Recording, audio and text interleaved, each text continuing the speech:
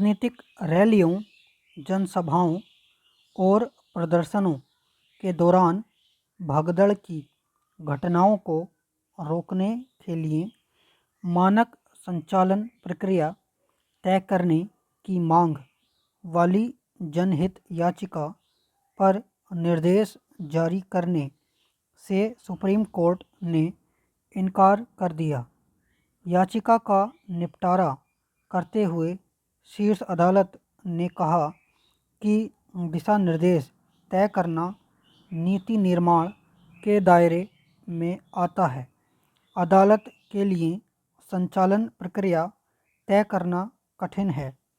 साथ ही याचिकाकर्ता को गृह मंत्रालय और चुनाव आयोग के समक्ष अपनी प्रस्तुति देने की अनुमति थी। राज्यसभा के पूर्व सांसद और पूर्व राज्य मंत्री की जनहित याचिका पर सुनवाई करते हुए पीठ ने कहा कि पूरे देश के लिए एक समान और व्यापक दिशा निर्देश जारी करना अदालत के लिए मुश्किल है। पीठ ने स्पष्ट किया कि कानून व्यवस्था और सार्वजनिक आयोजन के प्रबंधन से जुड़े मुद्दे नीति निर्धारण के दायरे में आते हैं। इसके लिए विशेषज्ञों और कानून प्रवर्तन एजेंसियों की भूमिका अधिक उचित है। याचिकाकर्ता पहले ही गृह मंत्रालय के समक्ष प्रतिवेदन कर चुके हैं, इसलिए याचिका को निपटाया जा रहा है। साथ ही पीठ ने कहा कि याचिकाकर्ता निर्वाचन आयोग के समक्ष भी राजनीतिक रैलियों और रोड शो के लिए संचालन प्रक्रिया तय करने का आग्रह कर सकते हैं। सुप्रीम कोर्ट ने हाल ही में याद दिलाया है कि शिक्षा के अधिकार कानून के तहत निजी स्कूलों में 25% सीटें कमज़ोर वर्गों के लिए आरक्षित हैं। अदालत की यह टिप्पणी असल में हमारे सामाजिक विवेक को झकझोरने की कोशिश है। कानून का इरादा बिल्कुल नेक है। पढ़ाई व भरोसेमंद माध्यम है जिससे जीवन बदला जा सकता है।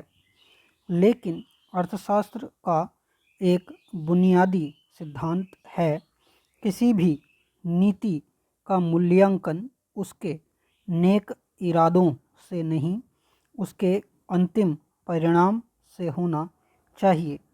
शिक्षा में परिणाम का मतलब है क्या वह बच्चा वास्तव में सीख रहा है, क्या वह स्कूल में टिक पा रहा है और क्या उसकी क्षमताएं उसे भविष्य के प्रतिस्पर्धी बाजार के लिए तैयार कर रही हैं।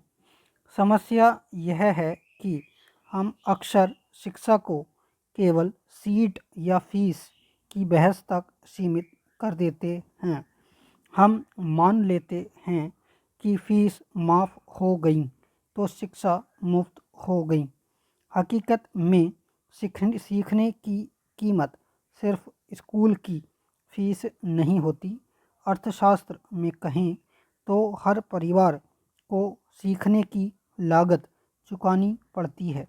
इसमें पैसा, समय, मानसिक तनाव और जोखिम सब शामिल हैं। बजट के बाहर निजी स्कूल में दाखिला मिलने पर भी एक गरीब परिवार पर कई प्रत्यक्ष आर्थिक बोझ आते हैं।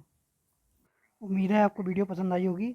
अगर वीडियो पसंद आई है तो लाइक करें, सब्सक्राइब करें और शेयर करें और अपनी मिस्टेक्स ज़रूर कमेंट में लिखें।